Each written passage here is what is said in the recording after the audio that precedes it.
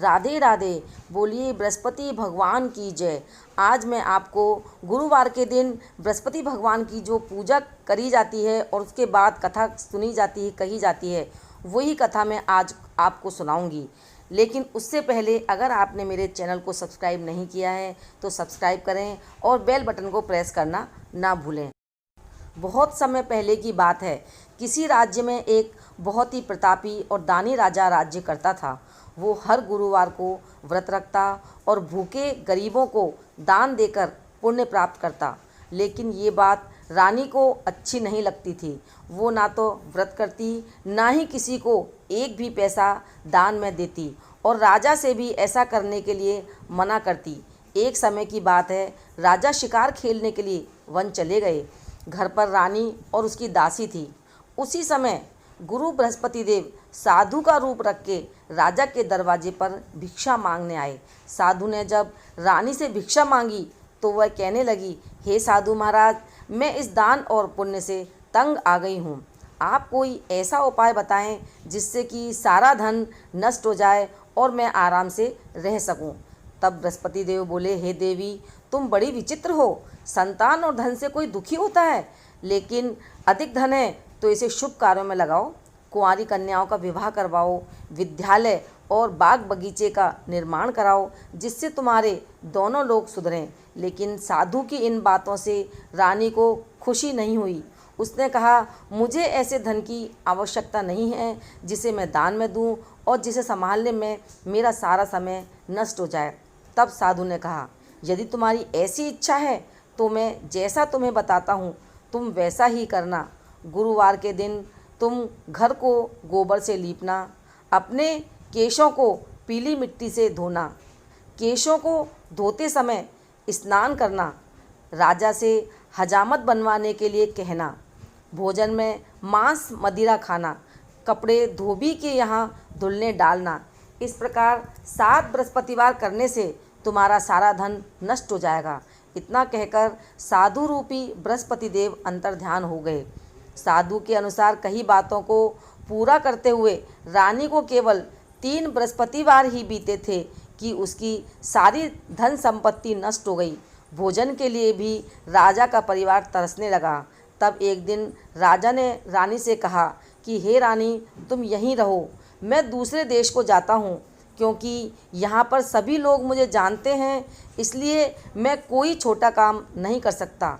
ऐसा कहकर राजा परदेश चला गया। वहाँ वह जंगल से लकड़ी काट कर लाता और शहर में बेचता। इस तरह वो अपना जीवन यापन व्यतीत करने लगा। उधर राजा के परदेश जाते ही रानी और दासी दुखी रहने लगी। एक बार जब रानी और दासी को 7 दिन तक बिना भोजन के रहना पड़ा तो रानी ने अपनी दासी से कहा, हे दासी, पास के ही नगर में मेरी बहन रहती है, वह बहुत ही धनवान है, तू उसके पास जा और कुछ लेकर आ, जिससे थोड़ा गुजर बसर हो जाए। दासी रानी की बहन के पास गई। उस दिन गुरुवार था और रानी की बहन उस समय बृहस्पतिवार व्रत की कथा सुन रही थी। दासी ने रानी की बहन को अपनी रानी का संदेश दिया, लेकिन रानी की बड़ी बहन ने कोई उत्तर नहीं दिया। जब दासी को रानी की बहन से कोई उत्तर नहीं मिला तो वह बहुत दुखी हुई और उसे गुस्सा भी आया। दासी ने वापस आकर रानी को सारी बात बताई। सुनकर रानी ने अपने भाग्य को ही कोसा। उधर रानी की बहन ने सोचा कि मेरी बहन की दासी आई, लेकिन मैं उससे नहीं बोली, इससे वो बहुत दुखी हुई होगी। कथा सुनकर और पूजन समाप्त करके वो अपनी बहन के घर आई और कहने लगी, हे बहन, मैं बृहस्पतिवार का व्रत कर रही थी, तुम्हारी दासी मेरे घर आई, लेकिन जब तक कथा होती है तब तक ना तो उठते हैं और ना ही बोलते हैं, इसलिए मैं नहीं बोली। कहो दासी क्यों गई थी? रानी बोली, बहन, तुमसे क्या छिपाऊं, हमारे घर में खाने को अनाज तक नहीं है। ऐसा कहते कहते रानी की आंखें भर आई। उसने दासी समेत पिछले 7 दिनों से भूखे रहने की सारी बात अपनी बहन को विस्तार पूर्वक बता दी। रानी की बहन बोली, देखो बहन, भगवान बृहस्पति देव सबकी मनोकामना को पूर्ण करते हैं। देखो, शायद तुम्हारे घर में अनाज रखा हो। पहले तो रानी को विश्वास नहीं हुआ, पर बहन के आग्रह करने पर उसने अपनी दासी को अंदर भेजा। तो उसे सचमुच अनाज से भरा हुआ एक घड़ा मिल गया। ये देखकर दासी को बहुत हैरानी हुई। दासी रानी से कहने लगी, हे रानी, जब हमको भोजन नहीं मिलता था तो हम व्रत ही करते थे, इसलिए क्यों ना इनसे व्रत और कथा की विधि पूछ ली जाए। तब रानी ने अपनी बहन से बृहस्पतिवार व्रत के बारे में पूछा। उसकी बहन ने बताया, बृहस्पतिवार के व्रत में चने की दाल और मुनक्का से विष्णु भगवान का केले की जड़ में पूजन करो, दीपक जलाओ, व्रत कथा सुनो और पीला भोजन ही करो। इससे बृहस्पति देव प्रसन्न होते हैं। व्रत और पूजन विधि बताकर रानी की बहन अपने घर लौट गई। 7 दिन बाद जब गुरुवार आया तो रानी और दासी ने व्रत रखा। घुड़साल में जाकर चना और गुड़ लेकर आईं। फिर उससे केले की जड़ और विष्णु भगवान का पूजन किया।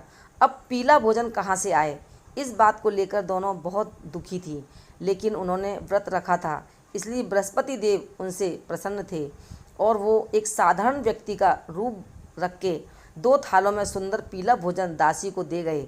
भोजन पाके दासी बहुत प्रसन्न हुई और फिर रानी के साथ मिलकर भोजन किया। उसके बाद वे सभी गुरुवार को व्रत और पूजन करने लगी। बृहस्पति भगवान की कृपा से उनके पास फिर से धन संपत्ति आ गई, लेकिन रानी फिर से पहले की तरह आलस्य करने लगी। तब दासी बोली, देखो रानी, तुम पहले भी इसी प्रकार आलस्य करती थी, तुम्हें धन रखने में कष्ट होता था, इस कारण सभी धन नष्ट हो गया, और अब जब बृहस्पति भगवान की कृपा से धन मिला है तो तुम्हें फिर से आलस्य होता है। रानी को समझाते हुए दासी कहती है कि बड़ी मुसीबतों के बाद हमने ये धन पाया है, इसलिए हमें दान पुण्य करना चाहिए, भूखे मनुष्यों को भोजन कराना चाहिए और धन को शुभ कार्यों में खर्च करना चाहिए, जिससे तुम्हारे कुल का यश बढ़ेगा, स्वर्ग की प्राप्ति होगी और पितृ प्रसन्न होंगे। दासी की बात मानकर रानी अपना धन शुभ कार्यों में खर्च करने लगी, जिससे पूरे नगर में उनका यश फैलने लगा। बृहस्पतिवार व्रत कथा के बाद श्रद्धा के साथ आरती करनी चाहिए और सबके साथ प्रसाद बांटकर और उस प्रसाद को ग्रहण करना चाहिए। ये कथा लाइक करें, शेयर करें और चैनल सब्सक्राइब नहीं किया तो सब्सक्राइब करें।